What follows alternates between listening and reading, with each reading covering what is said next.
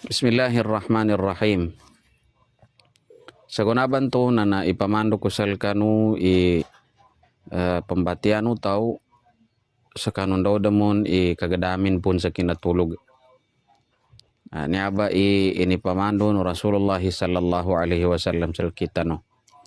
Iaban to pembatian sa kanu daw damon kagadamu tau sa kanu kinatulog na sukat dalunin sa alhamdulillahilladzi ahyana ba'dama amatana wa ilaihin nusyur.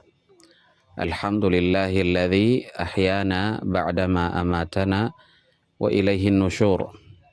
Yani nintu makna na sulangun o pugi nando pedda nakan wallahu ta'ala bu atagi na inuyag tanunin sakanu uliano kina patay tano atau kasakanu uliano kina imatay nin sel kita no wa ilaihin nusyur nandulutan no pembalingan sel kanin binadwanin kapadulugan ya atau kini solagi dini kapadulugan ya sa mana kapagapatay kagina so katulog na sulod o kapatay atagin na may bagizan silan sa gaawa na tanud sutaw.